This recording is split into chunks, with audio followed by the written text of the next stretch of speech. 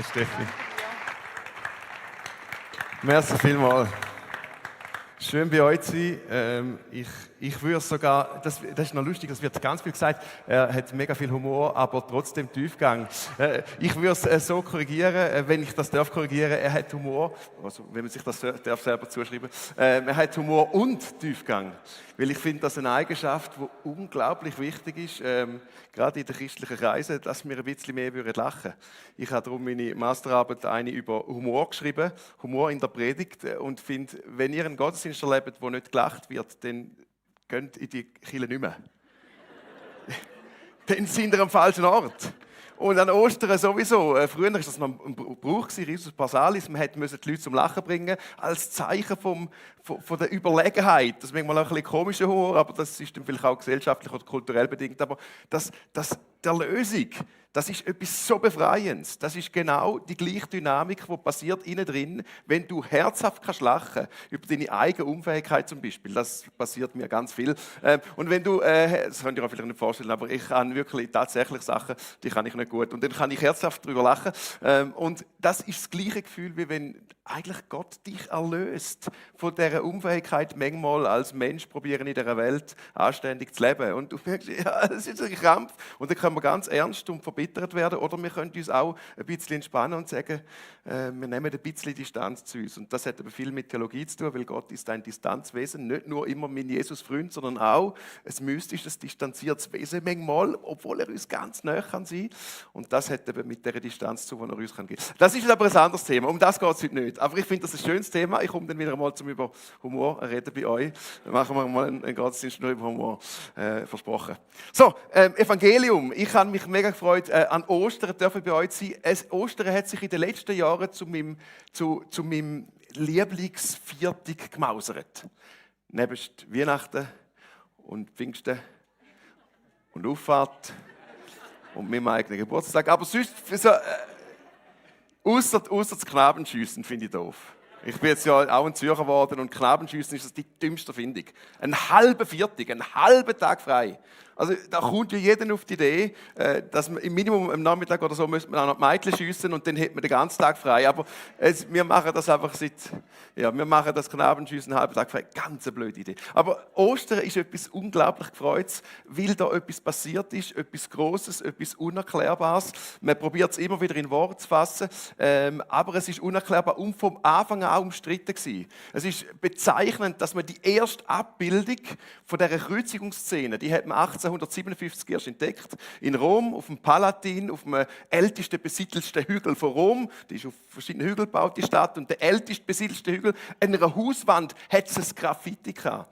Und das hat man gefunden 1857 und das ist aus dem 2. Jahrhundert. Und das ist die erste Abbildung von der Kreuzigungsszene. Und es ist bezeichnend, dass es eine Karikatur ist.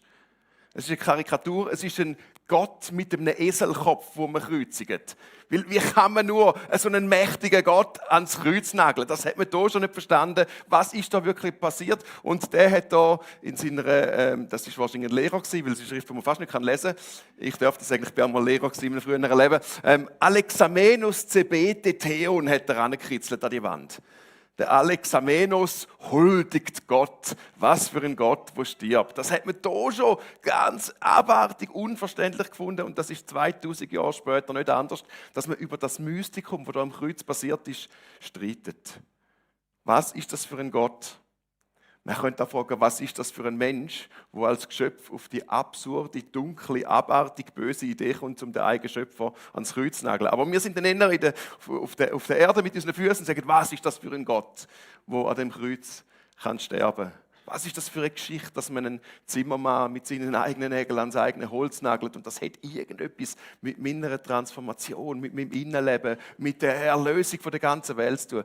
Was wirklich passiert ist ein Erlösungsfeuerwerk, das um sich gegriffen hat, von dort aus in die Vergangenheit und in die Zukunft auf eine unglaubliche, unbegreifbare Art und Weise. Und es hat mit unserem Leben zu tun, weil es eine Transformationskraft, die sichtbar wird rund ums Kreuz. Und das begeistert mich so an Ostern, dass es sichtbar wird. Ich sage, ein Erlösungsfeuerwerk.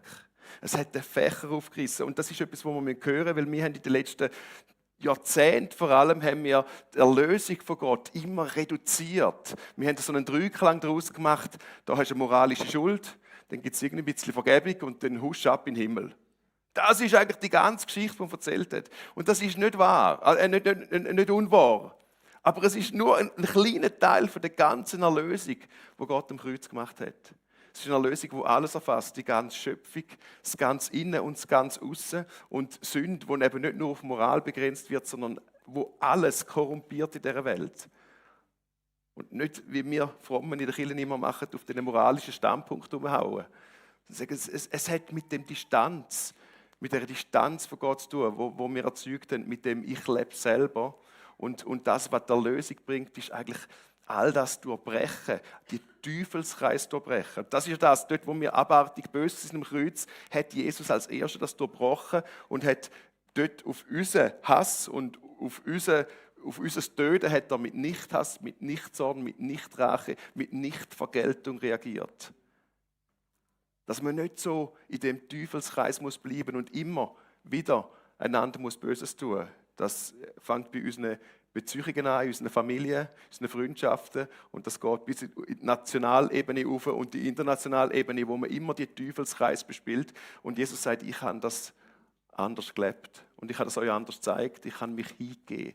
Und das ist so etwas Grosses, Mystisches, etwas Faszinierendes, wo die Kraft hat, dies und mein Leben auch heute noch zu transformieren. Es ist das, was uns bei der Kirche das Dach lupft, sage ich einmal. Ich bin kürzlich in einer Kirche drin gestanden, in Tartu, in Estland. Kannst du mir die da bringen?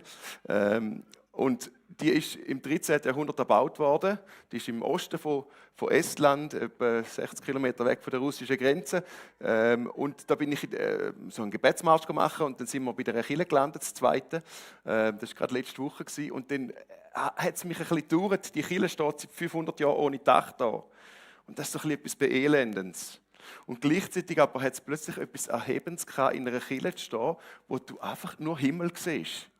Und ich habe den Himmel hochgeschaut und habe gedacht, das ist die Kirche.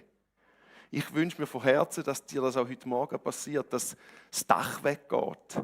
All die Dächer, die andere Menschen dir gebaut haben, oder die Dächer, die du dir selber gebaut hast, in dieser Glaubensbox, wo du drin sitzt, in dem Moment, wo Gott in die Glaubensbox reinpasst, wo du das Dach drauf machst, ist es nicht mehr Gott.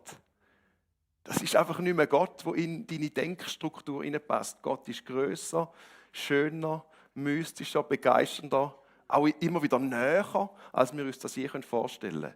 Aber er passt nicht in die Box. Und darum ist Kirche etwas, wo das Dach muss weg sein.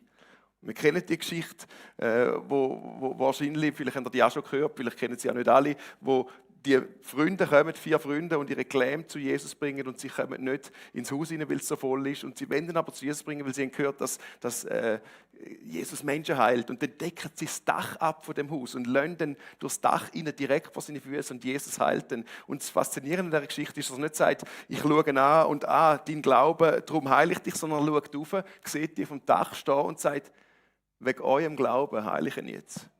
Und das begeistert mich. Wir sind in einer Gesellschaft, wo alles nur individuell ist. Ich und mein Jesus, ich und mein Glaube, kommen mir nicht zu nahe und das ist alles da wahr und korrekt.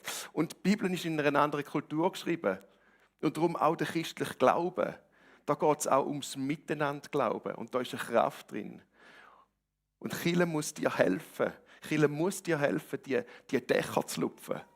Und was wir im Moment machen, ist immer wieder Kirchen bauen, die probieren, die Schachtel zu machen, dass du dich safe fühlst. Da kannst du reinhocken. Das ist der Rahmen, über das darfst du nicht rausglauben.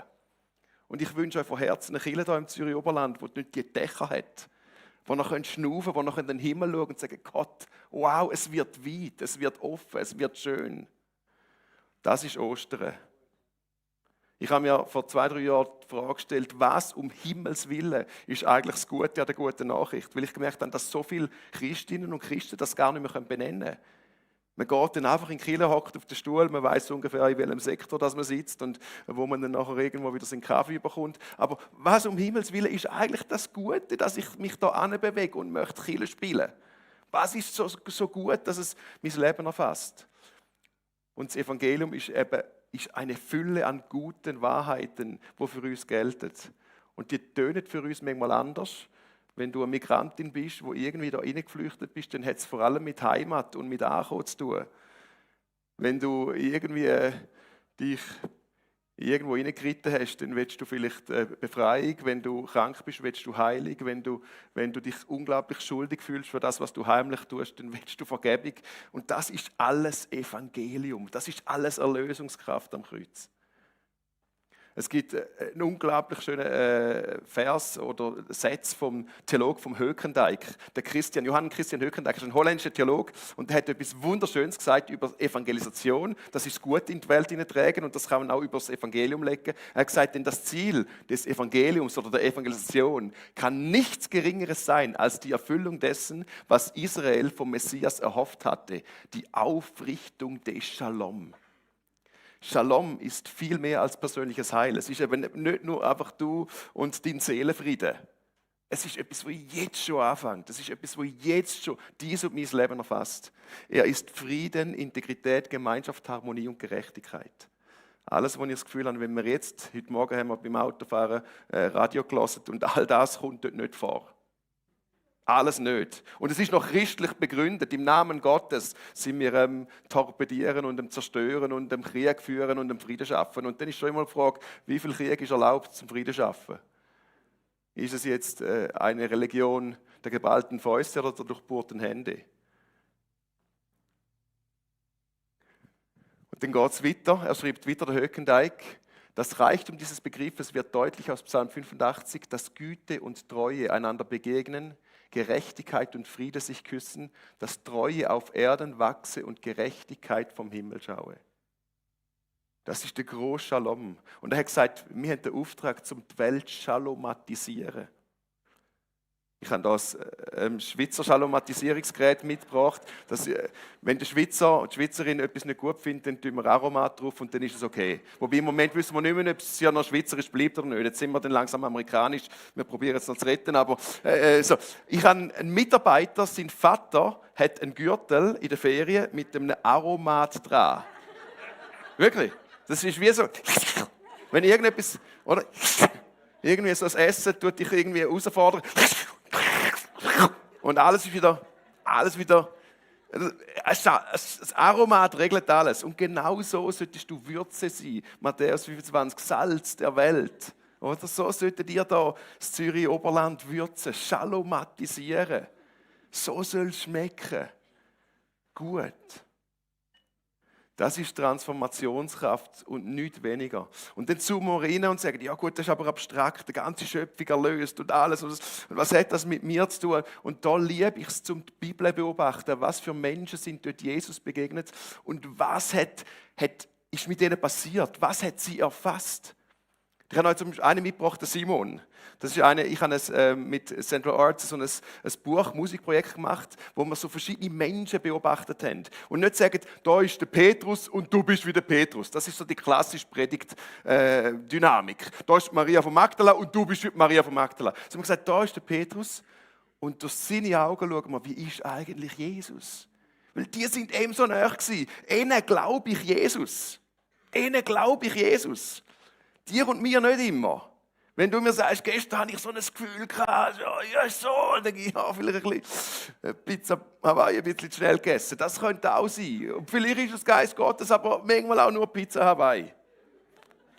Aber wenn ich da die Berichte lese, die Augenzeugenberichte, dann merke ich, wow, was ist da passiert? Simon, eine faszinierende Geschichte, wo man fast nicht darüber predigt, weil er kommt nur in einem Bibelvers vor.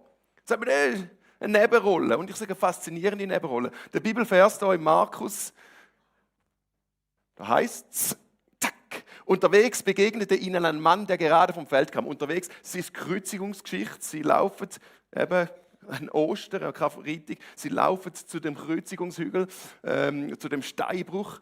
Ein gewisser Simon aus Cyrene oder Kyrene, das ist ein Ort in Ostlibyen heute, Nordafrika.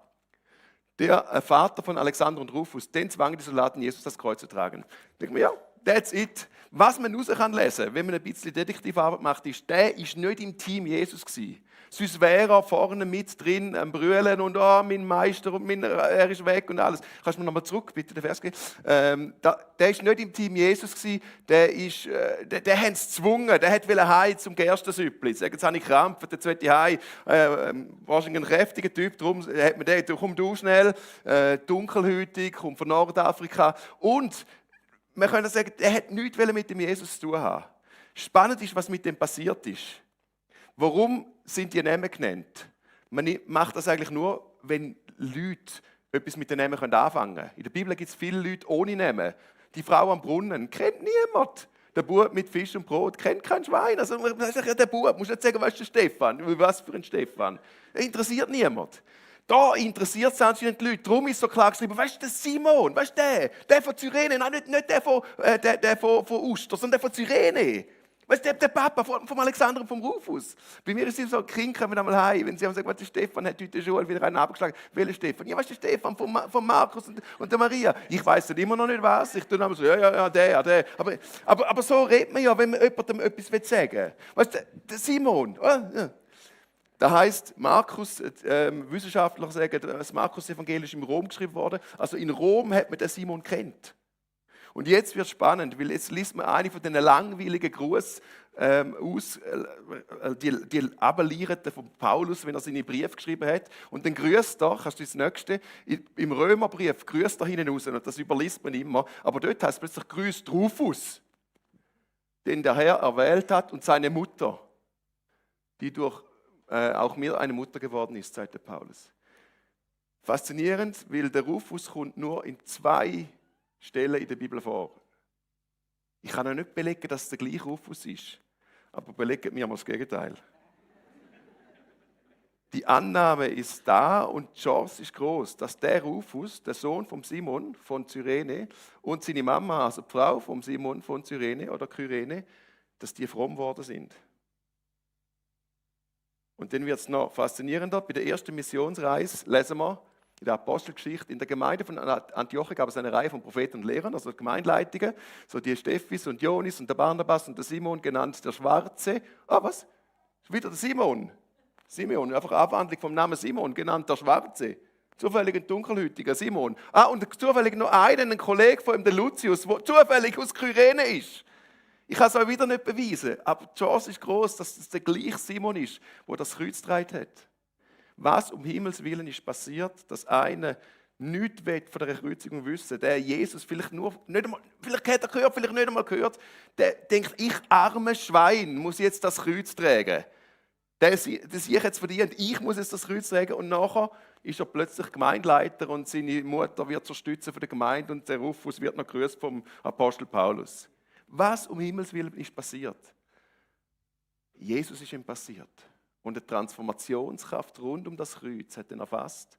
Vielleicht war es ein Blick, vielleicht war es das Wort, vielleicht ist es, wie Jesus geschwiegen hat, wo alle ihn bespeuzt haben. Vielleicht ist es, wie er reagiert hat auf die Soldaten oder auf die Marias dieser Welt, wie er tröstet hat, obwohl dass er gemärtyrert wird, gemartert wird und geschlagen wird. Auf jeden Fall hat sich im Simon etwas gewandelt, ist meine Überzeugung. Und er ist zum Nachfolger von dem Jesus geworden. Und sein Leben ist transformiert worden und seine ganze Familie ist von dieser Transformation erfasst worden. Und das ist der Grund, warum ich glaube. Bis heute. Das überzeugt mich. Menschen, die Jesus so nahe gekommen sind, dass ein Blick ihr Leben transformiert hat. Er ist am falschen Ort, zu der falschen Zeit, mit den falschen Menschen. Und trotzdem genau richtig sein, weil er ist Jesus begegnet. Und ich möchte euch meine absolute Lieblingsgeschichte noch erzählen. Das ist die von diesen 2, die nach Emmaus laufen. Es ist eigentlich zu früh, um sie zu erzählen. Ich darf sie euch erst morgen erzählen, weil sie passiert am Ostermontag. Aber wenn wir jetzt alle gemeinsam nicken, dann könnten wir eine Abstimmung machen und ich würde sie euch gleich erzählen. Ja, gut, das langt mir. Danke vielmals. Gibt es Enthaltungen? So weiss man nicht, muss man nicken. Also, wir machen das einfach. Es sind 2, ich nenne das die Emmaus-Jünger, wobei das ist schon wieder eine gefährliche Aussage, weil ich nenne sie nicht mehr Emmaus-Jünger, seit kürzlich, seit etwa 1-2 Jahren, weil das Wort Jünger im Deutschen impliziert immer Männer. Und das ist das Problem in unserer deutschen Sprache, dass wir immer Männer im Kopf haben. Wir haben immer das Gefühl, Jesus und seine 12 Buddies. Vielleicht sind es auch ein bisschen mehr gewesen. Und wir vergessen, dass das ist ja die grosse Revolution von Jesus, dass er die Frauen mit hineingenommen hat. Und es ist eigentlich überall dort, wo du in der Bibel, in der deutschen Bibel, das Wort Jünger liest, musst du Jüngerinnen und Jünger anschreiben. Kannst es da irgendwie übermalen mit irgendeiner schönen Farbe, zum Beispiel Pink.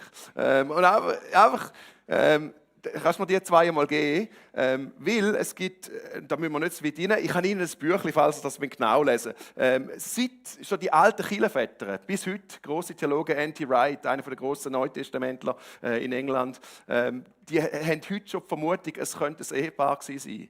Weil man liest nur vom Kleopas und der andere Jünger oder die andere Jüngerin. Und beim Kreuz gibt es einen Mann oder eine Frau, die heisst die Frau des Kleopas. Vielleicht ist das eben der gleiche, der Klopas, der Kleopas, und dann wäre das eben Maria, heisst es dort.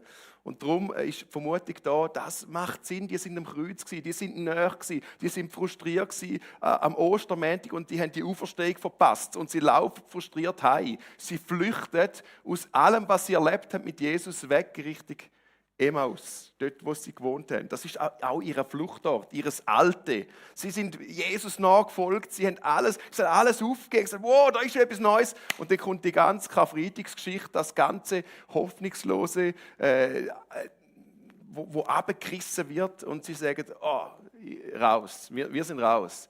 Und mit großer Hoffnungslosigkeit, niedergeschmettert, laufen sie Richtung Emmaus. Sie flüchten zu ihrem Emmaus. Wir machen das jetzt einmal so, das ist Maria und der Kleopas. Und kannst du mir eins weitergehen? Ich habe einen Kreislauf gezeichnet von dieser Geschichte, wo ich behaupte, erleben wir immer wieder, manchmal im Kleinen, manchmal im Großen, manchmal fast täglich in Teilsachen und manchmal über grosse Lebensspannen weg, über Jahre, dass wir irgendwo in einen Kreislauf hineinkommen von dieser Hoffnungslosigkeit. Ich behaupte, Ostern, Karfreitag, Ostern ist etwas, wo wir immer wieder in unserem Leben, in unserem Glaubensleben durchleben. Und wenn man euch und mir das nicht erzählt, dann ist das sehr zerstörend, weil es überrascht uns. Und wir haben das Gefühl, jetzt habe ich doch irgendwo angefangen an Gott zu glauben und jetzt, wo ist das hin?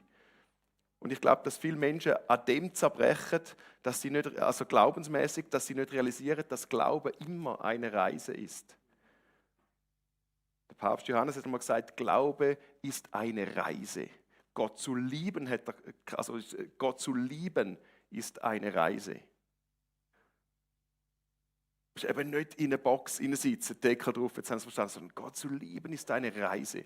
Und wir fangen an, ich möchte euch einfach ganz kurz die verschiedenen Stationen durchgehen. Bei dieser Geschichte, ihr könnt sie dann nachlesen, im Lukas 24, da heißt es, am selben Tag gingen 2 von den Jüngerinnen und Jüngern nach Emmaus, Maria und der Kleopas. Da heißt es Jüngerinnen und Jünger, das heißt, sie sind einmal fasziniert gewesen. Das ist genauso, wie mein Glauben auch gestartet hat. Ich war fasziniert, wie meine Eltern geglaubt haben und betet haben daheim. Ich war fasziniert, in der Bibel so viel Evidenz zu finden. Ich war fasziniert, als ich dann studiert habe, Mathe, Physik, Biochemie, die Naturwissenschaften, wo alle irgendwo an eine Grenze kommen und nachher landest du im Mystischen. Also, du kannst nicht mehr zurück erklären. Du kannst einfach entdecken, was Gott geschaffen hat. Ich war fasziniert über die vielen Prophetien in der Bibel. Irgendwie 6408 und 3268 haben sich genauso erfüllt. Und habe dann in meinem extra, wirklich in meinem Mathe-Abschlussprüfung Stochastik und Wahrscheinlichkeitsrechnung gemacht und habe das Zeug durchgerechnet. Und das ist unglaublich. Es ist unglaublich. Glaube ist unglaublich. Und für mich ist es einfach noch anstrengender, nicht zum Glauben. Weil es braucht immer Energie, Glaubensenergie. Aber ein Weltbild ohne Gott braucht für mich noch mehr Energie, weil es ist so unglaublich, was da alles zusammenkommt mit dem Mond konstant. Also das hat mich fasziniert. Ja, gespürt es. Da habe ich angefangen zu glauben. Ich hatte Erlebnisse gehabt. Zum Beispiel habe ich in einem Gottesdienst für ein Klasse gebetet. Und es ist eine Klasse gekommen. Ich würde jetzt nicht behaupten, dass das jetzt immer so laufen muss. Und das jetzt im Nachhinein kann man auch sagen, ach komm, das ist ein Zufall. Und ich denke, nein, Gott ist eben generationenspezifisch unterwegs, ist meine Behauptung. Lebensphasen-spezifisch. Und er wird mit meinen Kindern wahrscheinlich anders reden als mit mir. Hoffentlich auch. Und er wird mit verschiedenen Kulturen anders umgehen als mit mir. Hoffentlich auch. Weil er Gott ist. Das Problem ist, dass wir immer in die Phase der Desillusion hineinkommen. Die kommt unweigerlich irgendwann. Wir hatten gehofft. Ein grosser Satz. Wir hatten gehofft. Was hast du und ich nicht schon alles gehofft? Ich habe gehofft, dass der Krieg nicht anfängt. Ich habe gehofft, dass die Oma nicht stirbt. Ich habe gehofft, dass die Prüfung durchgeht. Ich habe gehofft, dass wir Kinder bekommen. Ich habe gehofft, dass wir die Kinder endlich nicht mehr haben. Ich habe gehofft, man kann so viel verstehen. Jeder hofft ja dann irgendetwas anderes. Ja, meine Kinder sind da, das habe ich nur so als Witz gesagt, gell? Das ist Ironie, gell? Ja. Man hofft so viele Sachen im Leben und merkt, wie der eigene Glauben einem wegbröckelt. Sie haben gehofft, das ist der Messias. Sie haben gehofft, das ist das, was jetzt richtig Himmel zücht. Sie haben gehofft, dass die bösen Römer endlich abgeschlachtet werden. Sie haben gehofft, dass die Befreiung kommt. Sie haben gehofft und jetzt ist alles weg, desillusioniert. Und das ist eine ganz wichtige Phase im Glauben. Man nennt sie auch die Enttäuschung. Und es ist eine Enttäuschung. Ich verfalle nicht mehr der Täuschung. Und das ist eben ein wichtiger Punkt, dass in dem Moment, dass einem nicht Gott wegbricht, sondern nur das Gottesbild. So wie ich gemeint habe, müsste Gott tun, das bricht mir weg. Und ich erlebe im Moment, dass viele Menschen das nicht differenzieren können und sie haben das Gefühl, Gott ist nie, Gott bricht mir weg, Gott ist böse, Gott kann gar nicht gut sein und wenn Gott gut ist, ist Gott nicht gut zu mir. All diese Dynamiken. Und sagen, es ist nur das Gottesbild, das uns wegbricht. Und das ist schmerzhaft, weil du vielleicht mit dem schon 30 Jahre gelebt hast. Aber es ist heilsam, weil du Gott kannst klarer sehen und deutlicher. Und wenn du das nicht realisierst, dass du nicht Gott verloren hast, sondern eigentlich dein Lieblingsbild von ihm, dann wirst du in die nächste Phase kommen, was sie auch erlebt haben. Doch es war, als würden ihnen die Augen zugehalten, sie erkannten ihn nicht. Du kannst mitten in den Wunder drinstehen. Jesus kann neben dir laufen, wie bei ihnen in der Geschichte. Und du siehst es nicht, du realisierst es nicht, du realisierst nicht, was Gott dir alles im Alltag schenkt. Du siehst nur all das, was du verloren hast. Du siehst all das, was nicht gut ist. Du siehst die ganze Undankbarkeit, wo eigentlich dich umgibt, weil du das Gefühl hast, ja, ich habe als Recht zum Undankbar sein. Du fängst an zynistisch werden. Du bist zynisch gegen andere Menschen. Du wirst anderen den Glauben absprechen, weil du nicht so kannst glauben wie sie. Und auch findest, so darf man gar nicht mehr glauben, weil das hast du ja jetzt verloren. Das ist etwas, wo ganz viel passiert. Wir sind in einer Glaubensdepression. Wir haben aber nicht Gott verloren, wir haben das Gottesbild verloren. Und der wunderbare Moment ist in dem Innen, wenn wir es schaffen, zum einfach stehen bleiben und anhören. Das passiert ihnen auch. Sie machen das, dem sagt man der Bereich der Emotion. Da bleiben sie traurig stehen. Im Stehenbleiben nehmen sie plötzlich wahr, wie es ihnen geht. Das ist etwas für mich persönlich ganz Wichtiges, weil ich habe keinen guten Zugang zu meinen Emotionen. Ich habe einen besseren Umgang mit meiner Aussenwelt als mit der Innenwelt. Ich spüre dann einmal dunkle Wolken in mir, weiß nicht, ist es Enttäuschung, ist es Wut, ist es Frustration, meistens ist es einfach nur Hunger. Aber stehen bleiben, bei mir braucht das manchmal 2-3 Tage und anhören, das gibt mir dann ein Bild und irgendwo komme ich den Zugang zu meinen Emotionen über. Und das passiert, weil mir Gott neben uns Gott sein lassen. Und dann kommt der wunderschöne Tiefpunkt von dieser Geschichte, der zum Höhepunkt wird und was eben österlich ist, die Relation, die Beziehung. Dort, wo sie sagen, Jesus, bleib doch bei uns. Und in dieser Beziehung passiert alles. In dieser Beziehung nehmen sie Platz mit ihm. In dieser Beziehung fängt er an das Brot zu brechen. Und ich glaube, dort, wo er das Brot bricht, heisst ja, dort erkennen sie ihn. Also dort, wo sie wahrscheinlich seine Wunden sehen. Dort, wo wir kommen und jammern, was in unserem Leben alles schlecht ist, was im Glauben alles, was auf der Welt alles falsch läuft. Dort, wo wir mit unserem Schmerz kommen, unsere Wunden zeigen, zeigt er uns seine Wunden. Darum heisst es in Jesaja, durch seine Wunden sind wir geheilt. Und bei ihnen passiert, wow, du bist es ja. Und es passiert eine Transformation. Warum? Weil Glauben nicht eine Liste von Dogma ist, die wir einfach aufnehmen können, in unsere Box hinein tun und dann nachglauben. Sondern Glauben ist eine Beziehung. Wahrheit ist auch keine Liste von Dogmen. Wahrheit ist eine Person. Wahrheit ist eine Person. Und darum geht es immer um die Begegnung mit dem Christus. Und der Schlüssel in all dem Trudeln und Strudeln, wo du vielleicht auch drin bist, wenn du deine eigene Glaubensreise reflektierst, ist, dass du ganz neu dem Christus begegnest. Wenn es dir zu viel Jesus fokussiert ist und du willst ein bisschen trinitarischer, dann sagst du, dass du eine neue Gotteserfahrung hast. Dass du dich aussetzt, dieser Transzendenz. Irgendwo das Kerzchen anzündest und spürst, wo ist Gott? Was tut er in deinem Leben? Was rettet er in dein Leben? Was wirkt er in deinem Leben? Und dass du aus dem krampfhaften Selbstoptimieren vielleicht einmal rauskommst und sagst, ich möchte auch Jesus mich optimieren lassen. Und im besten Fall ist es eben ein Miteinander. Dass ihr euch vorwärts optimiert. Weil du ihm neu begegnest.